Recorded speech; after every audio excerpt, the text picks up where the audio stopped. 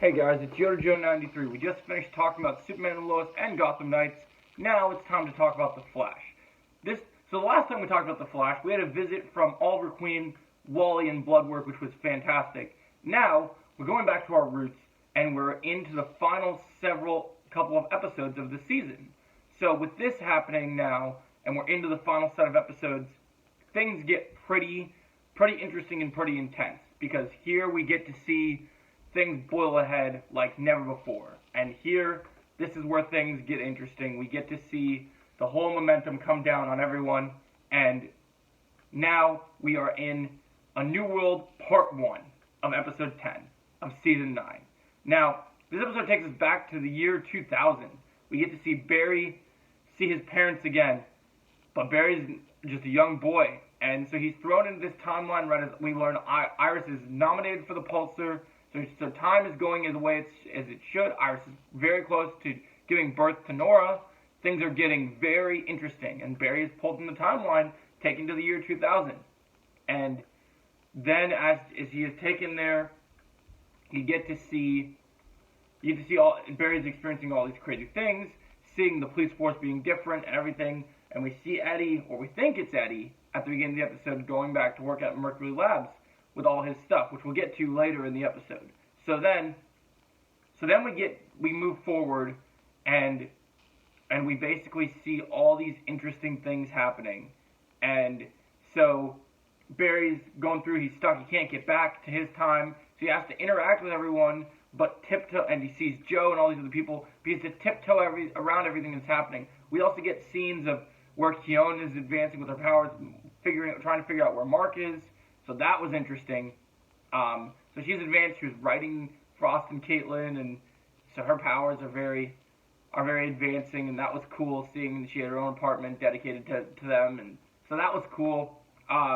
Chester's trying to build Allegra the perfect suit, but nothing's built has been comfortable for her or any of that. We can see Joe and Cecile happy with their new life where they're living, and she doesn't want to go back to the city right away because she's enjoying having her glass of wine, enjoying spending time with her daughter, and so that was really good.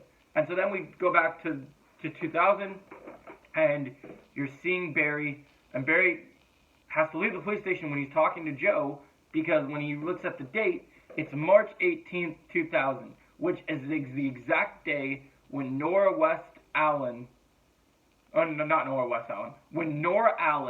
is meant to die from the hands of the Reverse Flash. So then Barry runs into Eobard Thawne, and Eobard says that, "I didn't bring you here, Barry. Must just be fate." Because he came back to this point in time not just to kill Nora, because he knows that's meant to happen as fate, but he comes back in time to kill Barry as a kid, to make it where the Flash never happened, because he blames Barry for taking away his moment of being a hero. So this was incredible. The banter between these two, the remorse between the two was so good. They're sharing a beer. Barry won't drink his beer. Eddie's just, not Eddie, Eobard Thawne is just enjoying the fact that he gets to torment Barry all day long until the moment. He's like, "Did you have a nice moment with your parents?" Like, it just, and freaking Matt Ledger, playing Eobard Thawne, seeing him again this time was fantastic and just really well told. And so then we get this scene where this blue crystal connected to the actual negative speed force is basically attacking Barry until Barry does some cool moves and knocks him out using his speed. And then we think he's finally out, and then the crystal vanishes and disappears until later in the episode, which we'll get to in a minute. But then things just hit the fan, it goes crazy. And in the New World Part 1, we end this episode with, we get to witness the murder of Nora West Allen. Barry takes his father away. We get to see the original, the Barry that we see of our timeline replaces the Barry that comes and saves our Barry, and he explains everything to Thawne, that this is a fixed point in time. He's like, "So you stopped me instead of saving your mother, because it's a fixed point in time that he can't alter." So Barry makes his peace with this, and so Grant's acting in this episode is absolutely incredible. The emotion you feel for Barry. Seeing his parents brought back so much stress, but also getting to see his parents one more time made him get the closure that he needed. And so this is an awesome moment for him at the end of this episode. And then the last scene in this episode is we see who we think is Eddie Thawne in his lab, basically recreating the same incident that Barry recreated to get his powers. But I now believe this isn't Eddie Thawne. I believe this may be his ancestor or brother, potentially, from the comics. I believe this is Malcolm Thawne.